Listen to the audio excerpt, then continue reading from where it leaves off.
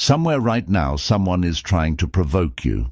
A co-worker who takes credit for your work. A family member who twists every conversation into a competition. A friend who smiles while quietly cutting you down. And here's the uncomfortable truth. Most people lose to them. Not because they're weak, but because nobody ever taught them what to say in that exact moment. Today that changes. You're about to learn 10 responses so calm, so unshakable, that toxic people won't just back down. They'll never see you as an easy target again. These aren't tricks. They are 2,000-year-old weapons, forged by the Stoics and refined by people who learned the hard way that silence and composure can cut deeper than any insult ever could. Stay until the end, because response number 7 is the one that changes everything. And almost nobody uses it. Welcome back to Wisdom of the Stoics, the home for timeless philosophy, built for modern life. If you've ever felt outnumbered by people who thrive on drama, manipulation, or control, you are exactly where you need to be. Every video on this channel exists to hand you the mental tools that emperors, slaves, and philosophers used to stay unbreakable in a chaotic world. If that sounds like something you need, hit subscribe now, because what you're about to hear might be the most useful 10 minutes you spend all week. Let's be honest about something nobody likes to admit. Toxic people are not always obvious villains. They rarely announce themselves. They don't wear a sign. Instead, they disguise themselves as the joking co-worker, the concerned relative, the friend who just tells it like it is. And because they're so close to us, their words land harder than any strangers ever could. Marcus Aurelius, the most powerful man in the world during his lifetime, began nearly every single morning bracing for this exact reality. In his private journal, which we now call Meditations, he wrote himself a kind of pep talk before facing the world. He reminded himself that he would meet people who were ungrateful, arrogant, deceitful, jealous, and surly.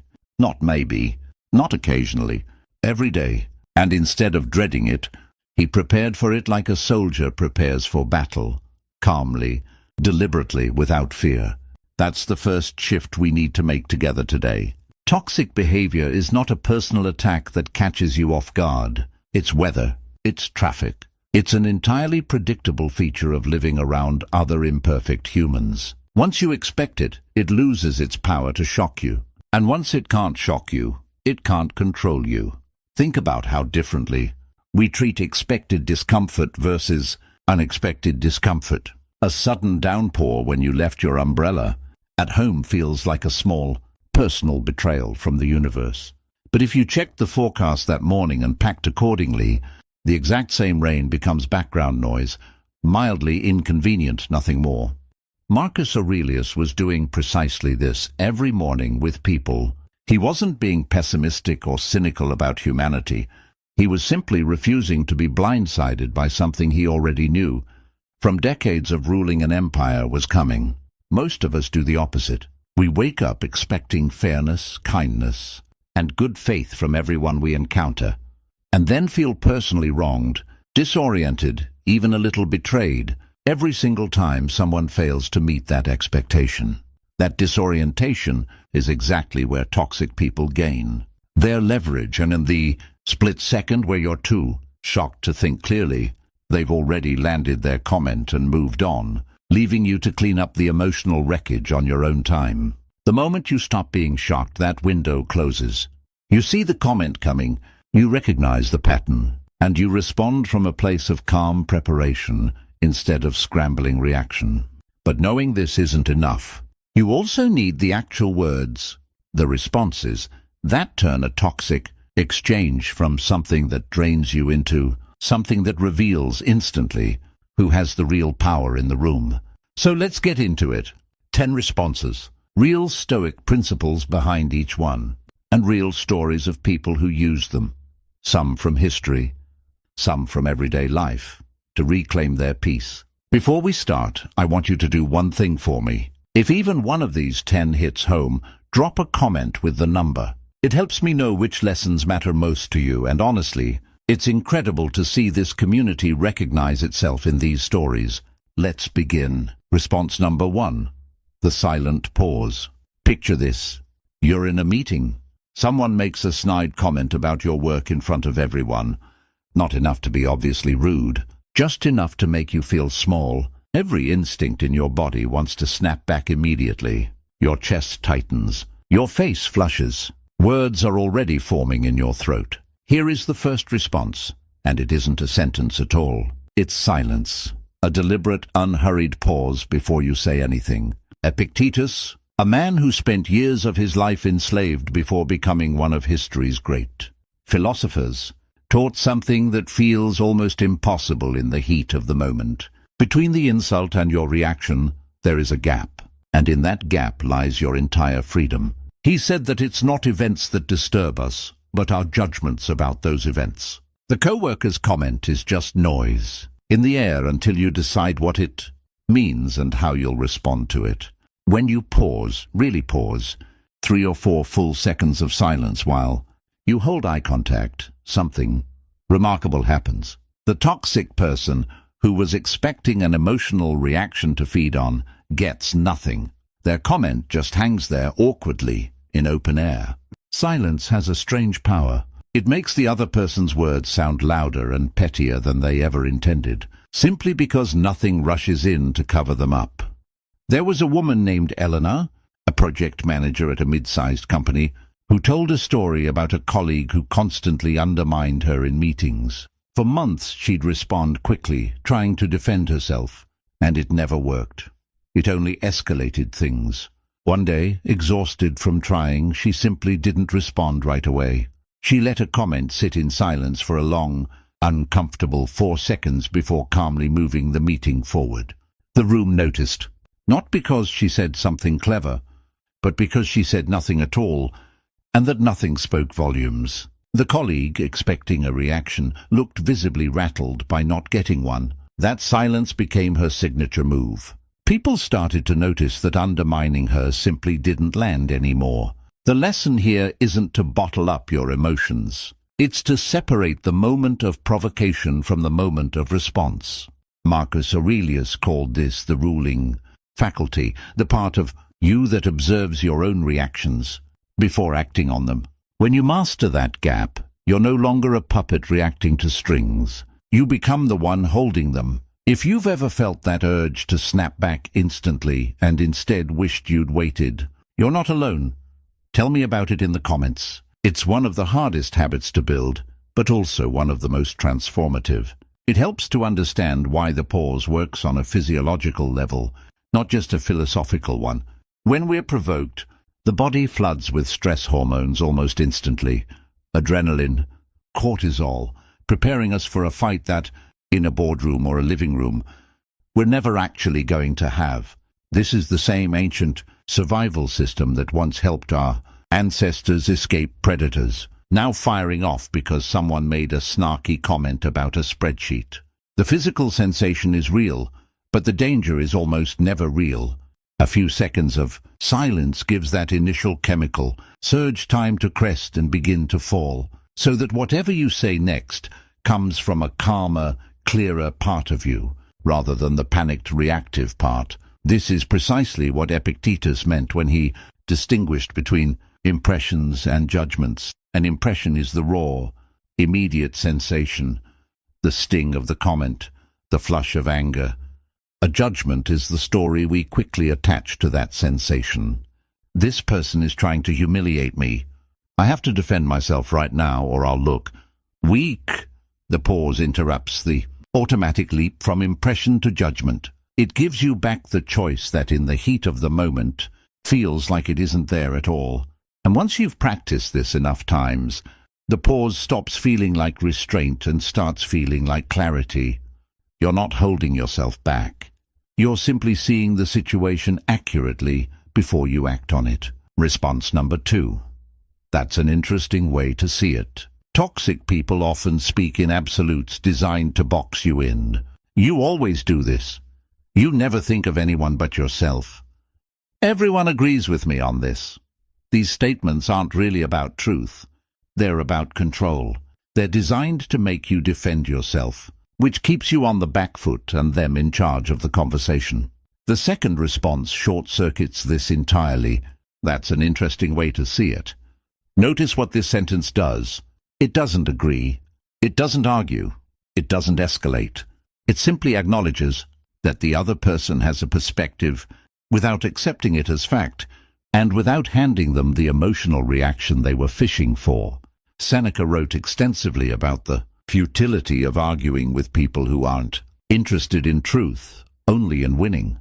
In one of his letters, he described watching public arguments where the loudest, angriest voice was mistaken for the most correct one, when in reality, volume and certainty are not the same as wisdom. He advised that the wise person doesn't need to win every verbal battle, because trying to win a battle that was rigged from the start is its own kind of defeat. Think about a family gathering where an uncle insists on an aggressive political opinion and challenges everyone at the table to disagree with him.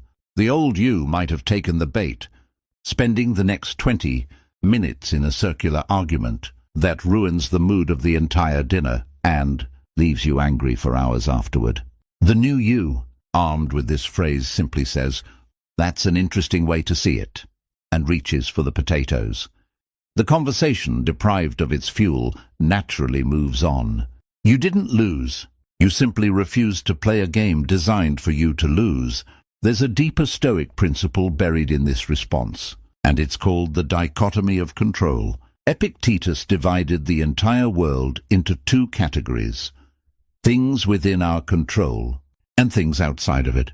Other people's opinions, their need to be right, their desire to provoke you, none of that is within your control. What is within your control is your own response. When you stop trying to control what someone else believes and focus only on how you respond, you free up an enormous amount of mental energy that was previously being wasted on unwinnable battles. This doesn't mean you're weak or passive. It means you've stopped fighting fires that aren't yours to put out. And ironically, the less you fight, the less power the toxic person has over you, because their entire strategy depends on your emotional investment in winning. It also helps to remember that not every disagreement is actually a disagreement about facts. Many arguments that feel intellectual on the surface are really emotional. Contests in disguise about who gets to feel right, who gets to feel superior, who gets the last word at the dinner table. Once you recognize a conversation for what it actually is, that's an interesting way to see it. Stops feeling like a concession and starts feeling like exactly what it is. A graceful exit from a contest you never needed to enter in the first place. Response number 3. Help me understand what you meant by that.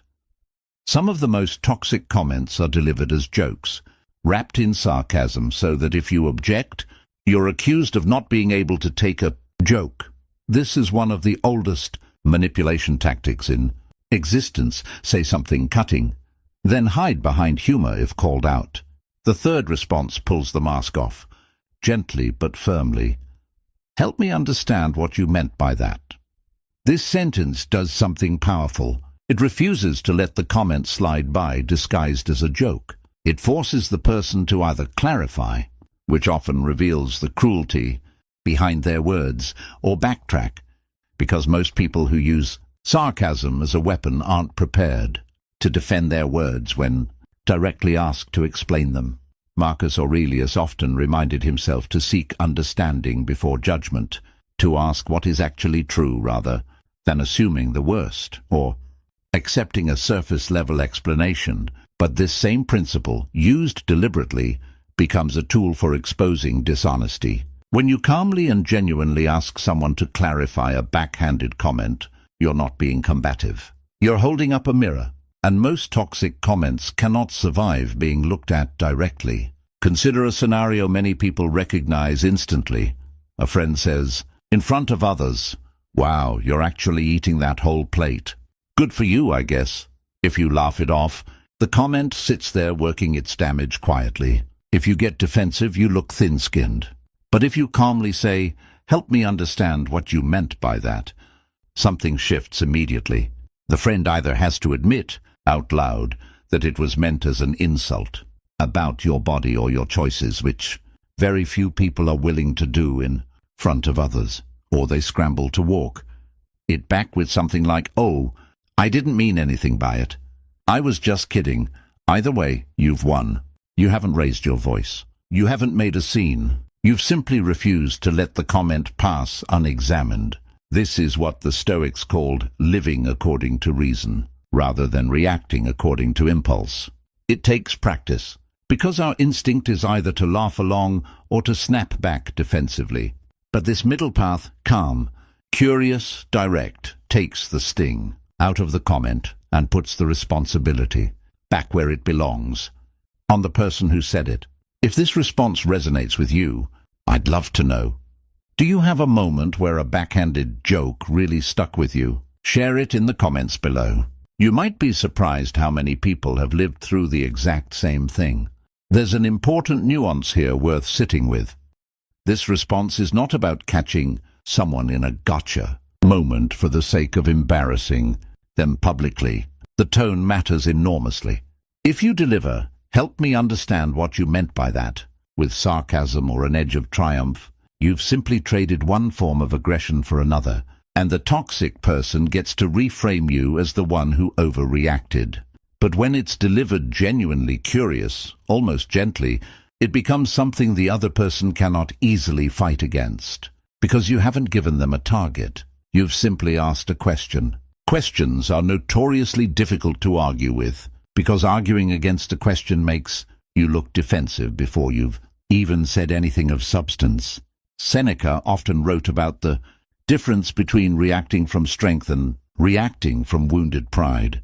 He noted that people who feel secure rarely need to disguise their criticisms as jokes in the first place. The disguise itself is often a sign of someone unwilling to stand fully behind their own words. Understanding this can actually soften your delivery, because you're not trying to punish the person. You're simply refusing to let an unexamined comment slide past unchallenged.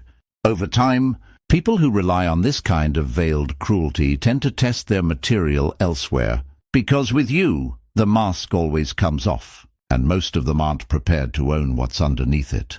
Response number 4. I hear you, and I see it differently. There's a specific kind of toxicity that doesn't come from cruelty, but from people who need to be the authority on everything, including your own life, your own choices, your own feelings. They'll tell you how you should feel about your breakup, your job, your parenting, your grief. And when you push back even slightly, they double down, insisting they know better. The fourth response draws a clean, respectful line. I hear you, and I see it differently. This sentence does two things at once. It acknowledges the other person, which prevents an escalation, because most people escalate further when they feel unheard. But it also firmly asserts your own perspective without inviting further debate.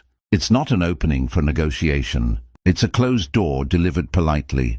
This connects to one of the most important and most misunderstood Stoic ideas, the inner citadel. Marcus Aurelius described the mind as a fortress that no external force can breach unless we let down the gates ourselves. Other people can shout, criticize, mock, or insist all they want, but they cannot actually enter your mind and change what you know to be true about your own experience unless you hand them the key.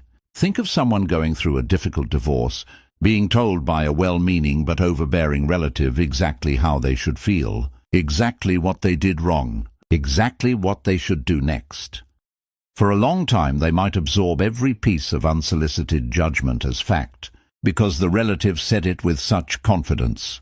But the moment they started responding with, I hear you, and I see it differently, everything changed. It wasn't rude. It wasn't a fight. It was simply a boundary, a wall around the inner citadel that said, you can have your opinion, but you don't get a vote in my reality. The important thing about this response is what it does to your own physiology, not just the other person's behavior. Every time you assert your perspective calmly, instead of either caving or exploding, you reinforce your own sense of internal authority over your life. You start to believe, on a cellular level, that your read on your own experience matters more than someone else's. confident insistence otherwise. That is not arrogance. That is what the Stoics called self-possession, owning yourself, instead of renting your identity out to whoever argues the loudest. It's worth noting that this response works just as well. With a boss who insists your workload, complaints are unfounded, a friend who insists they know why your relationship really failed, or a parent who insists they understand your career better than you do. The specific topic changes, but the underlying pattern is always the same: someone positioning their opinion as fact and expecting you to either capitulate or fight. "I hear you, and I see it differently," refuses both options. It's neither surrender nor war. It's simply a clear, calm statement of fact. Two people can look at the same situation and arrive at different conclusions, and that disagreement doesn't require a winner. Once you internalize that truth, an enormous number of conversations that used to feel like battles start to feel, instead, like simple, almost boring exchanges of differing opinions. Exactly the kind of low-stakes interaction they should have been all along. Response number 5. What outcome are you looking for here? Some toxic interactions are less about insults and more about chaos. People who complain endlessly, who criticize everything, who seem to enjoy stirring conflict without ever proposing a solution. Talking to them can feel like being pulled into quicksand. The more you engage, the more stuck you become. The 5th response is a simple, almost surgical question. What outcome are you looking for here? This question does something toxic communication patterns cannot survive. It demands purpose. Most complaining for the sake of complaining, or drama for the sake of drama, has no actual destination. When you ask someone what outcome they want, you force the conversation to either become productive, which often ends the toxicity on its own, or you expose that there was never a real goal, just a desire to vent frustration onto you. Seneca, writing to his friend Lucilius, often discussed the difference between productive conversation and what he essentially described as noise, talk, that goes nowhere and drains everyone involved without producing anything of value.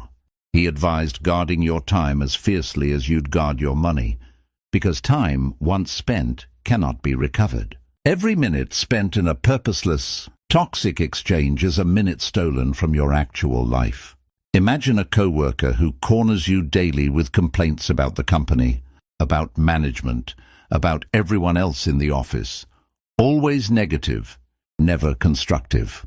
For a long time you might nod along, feeling obligated to listen, leaving each conversation more drained than before. But the moment you start asking, calmly and without hostility, what outcome are you looking for here? Do you want to raise this with management, or are you just venting? The entire dynamic shifts. Sometimes people genuinely didn't realize they were just venting on repeat, and the question helps them too. Other times they simply stop coming to you, because their behavior requires an audience that doesn't ask questions. This response also protects something precious: your own emotional bandwidth. You are not obligated to be anyone's unpaid, unlicensed therapist for endless negativity.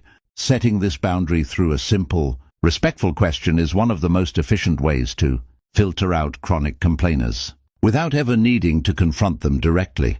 There's also a version of this question that works beautifully in family settings, where the complaints are often really control disguised as concern.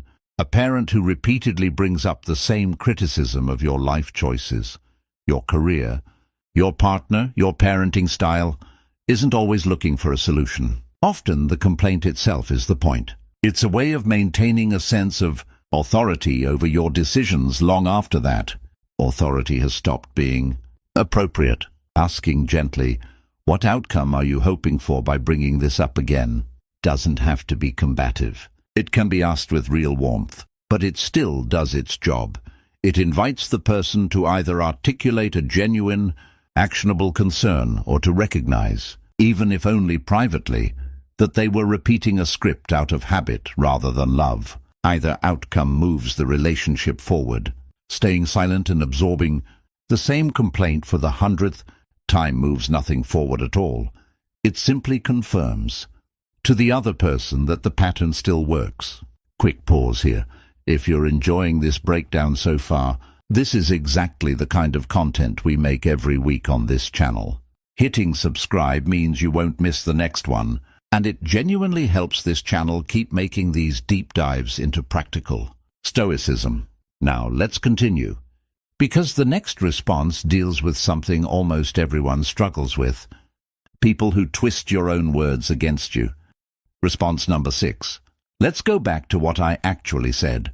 Manipulative people are experts at a tactic psychologists sometimes call moving the goalposts, twisting your original statement into something else entirely, then arguing against that distorted version instead of what you actually said. It's disorienting. You end up defending a position you never took, exhausted and confused about how the conversation even got there. The 6th response cuts straight through the fog. Let's go back to what I actually said. This is a return to first principles, a concept the Stoics valued enormously. Marcus Aurelius frequently reminded himself to strip situations down to their basic, factual elements, removing the emotional exaggeration and distortion that clouds clear thinking. He called this examining things in the light of nature, seeing them plainly without the fog of opinion layered on top. When someone twists your words, the instinct is to keep chasing the distortion, trying to correct every exaggerated claim they've piled on. This is a losing game, because manipulative arguers can generate distortions faster than you can correct them. Instead, this response resets the entire conversation to solid ground. By calmly restating your original words, you refuse to argue against a straw man. You force the conversation back to reality. Consider a scenario where you tell a partner or friend, "I need a little space this weekend to recharge," and they respond with, "So you're saying you don't care about me and you'd rather be alone than spend time with the people who love you?" That is a dramatic distortion of a simple, reasonable statement. Instead of defending yourself against this exaggerated accusation, which only validates it by treating it as worth arguing against, you calmly say, "Let's go back to what I actually said. I said I need some space this weekend. That's it. You're not budging. You're not escalating. You're simply refusing to let the conversation drift into fictional territory." This technique requires discipline, because our natural instinct when accused unfairly is to over-explain, to justify, to prove our innocence in exhaustive detail. But over-explaining is often exactly what manipulative people want. It gives them more material to twist. The Stoic approach is economy of words. State the truth once, clearly, and refuse to be pulled into an endless defense of a distorted narrative. This same pattern shows up constantly in workplace disputes. Imagine raising a simple, reasonable concern to a manager. "I think this deadline is too tight, given the current workload," only to have it reflected back to you a week later as, "So you said you refused to meet deadlines and don't think the team can handle pressure." The distortion is almost cartoonish when you see it written out, but in the moment, delivered with confidence in a meeting full of people, it can feel disorienting, enough that you start second-guessing your own memory of the conversation. This is sometimes called gaslighting, and one of its most effective countermeasures is exactly this response. Calmly, without anger, restating the original statement word for word, and refusing to engage with the exaggerated version at all. What I actually said was that the deadline felt tight given the workload. That's the concern I'd like us to address. You're not accusing anyone of lying. You're simply anchoring the conversation back to solid, verifiable ground and letting the distortion collapse under its own weight, because nobody is willing to fuel it any further. Response number 7. The one-word reframe. Okay. Now we arrive at the response I promised you at the beginning, the one that changes everything, and the one almost nobody uses, because it feels almost too simple to work. And yet, it might be the single most disarming response in this entire list. The word is okay, not sarcastic, not passive-aggressive, just calm, neutral, genuine acknowledgement. and then nothing more. No debate, no defense, no explanation. Here's why this single word is so powerful. Toxic behavior almost always depends on your resistance. Arguments need two sides pulling against each other to generate friction and heat. When someone insults you, criticizes you, or tries to provoke you, and you respond with a flat, calm, okay, you remove your side of the rope entirely. There's nothing left to pull against. The comment simply lands and then dissolves into empty air, because you've declined to give it the emotional charge it needs to survive. This connects to one of the deepest Stoic teachings, amor fati, the love of fate, accepting what happens, including other people's behavior, without wasting energy wishing it were different. Marcus Aurelius wrote that the things that happen to us are like the wind or the rain, not personal, not something to be furious about, simply the nature of things. When someone tries to provoke you, and you respond with acceptance rather than resistance, okay, you're essentially saying, I see what you're doing, I'm not fighting it, and it has no power over me. There's a story about a man named